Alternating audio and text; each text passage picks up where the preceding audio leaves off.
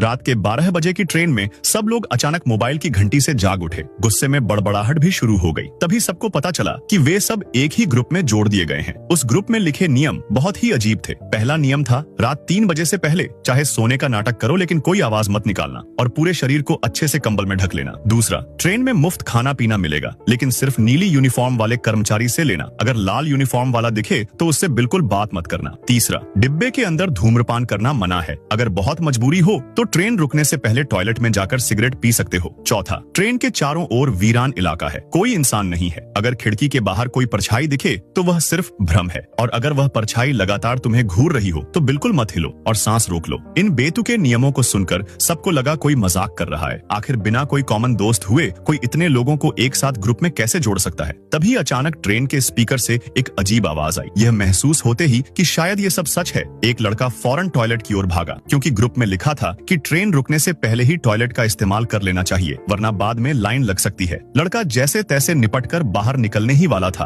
कि उसे एहसास हुआ कोई पीछे से उसे घूर रहा है। दिल जोर जोर से धड़कने लगा लेकिन हिम्मत करके उसने धीरे धीरे पीछे मुड़कर देखा। खिड़की के बाहर एक काला साया तैर रहा था जिसकी आंखों से लाल अजीब सी रोशनी निकल रही थी और वह उसे घूर रहा था। बाहर से कोई दरवाजा खटखटा रहा था लेकिन लड़का डर के मारे चुप रहा और बिल्कुल हिला नहीं। उसे याद आया कि नियम में लिखा था, मत हिलो और सांस रोक लो। लगभग 1 मिनट तक सांस रोके रहने के बाद वह साया अचानक गायब हो गया। लड़के ने राहत की सांस ली और दरवाजा खोलकर बाहर निकला। दरवाजे पर वही मोटा आदमी खड़ा था जो उसके सामने वाली सीट पर सो रहा था। वह बड़बड़ाता हुआ टॉयलेट में चला गया। लड़का खुद को संभालने के लिए सिगरेट निकाल ही रहा था कि तभी टॉयलेट से भयानक चीख सुनाई दी। सब लोग दौड़कर आए और दरवाजा खोलने की कोशिश करने लगे लेकिन चाहे जितनी कोशिश की दरवाजा नहीं खुला। थोड़ी देर बाद अंदर से आवाजें बंद हो गईं और दरवाजा धीरे धीरे खुल गया। अंदर सिर्फ खून और अजीब सी दुर्गंध थी। मोटा आदमी गायब था। लड़के की पेशानी पर पसीना आ गया। उसे यकीन हो गया कि उस आदमी को वही काला साया उठा ले गया। अब जान बचाने के लिए उसे बिल्कुल वैसे ही करना होगा जैसा ग्रुप में लिखा है। उसने घड़ी देखी, रात के 1:20 हो चुके थे। तुरंत कंबल में घुसकर लेट जाना ही ठीक था लेकिन उसके सामने वाली बर्थ अब भी खाली थी। तभी ग्रुप में फिर से एक मैसेज आया। लड़का सोच ही रहा था कि तभी उसके एक पुराने दोस्त ने जो हार्ड सीट वाले डिब्बे में था मैसेज किया।